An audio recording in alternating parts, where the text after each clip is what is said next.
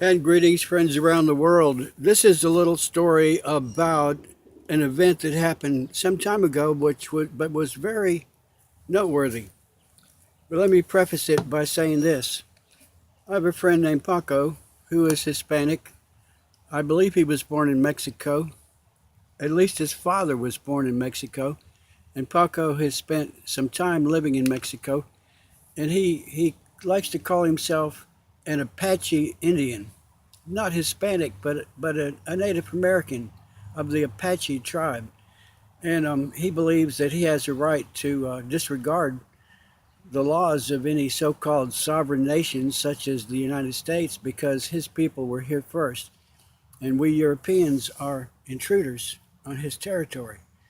And when he first said this, I had to agree because I assumed, as he does, that his people were the first, the original Native Americans. They were not. And what I'm about to show you will show you through science, detective work, similar to investigating Spygate, the Spygate hoax. You can find out the truth by examining the evidence. And the evidence is this. I propose that from the northwest came a meteor that hit near the Canadian border. And there was a thick ice sheet covering that area at that time during the ice ages, which was not that long ago.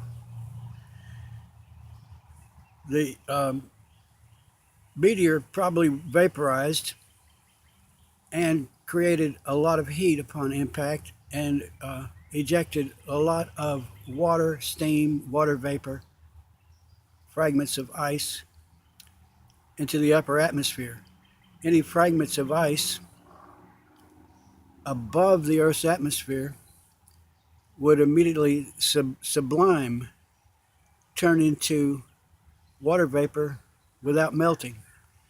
A chunk of ice would immediately turn into water vapor. The water vapor would immediately crystallize, and these tiny ice crystals, a lot of it would remain in low Earth orbit, reflecting the sunlight away from the Earth. But a shock wave would have moved across the United States, causing the Earth to tremble, causing any wet soil to turn into quicksand. As the soil was trembling and turning into quicksand, here comes a shower of ice boulders that impacted who knows where, but we find their evidence today along the Atlantic coast, the Gulf Coast, and extending into Nebraska.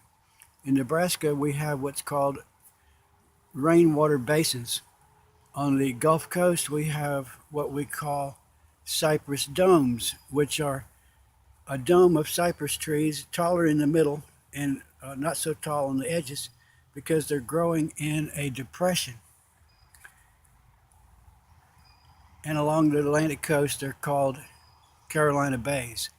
This and the presence of platinum is all the evidence you need to cause you to suspect that this meteor or possibly 2 or 3 meteors hit the ice sheets and killed a large part of the original North American so-called Indians. Stay tuned and I'll save the best for last.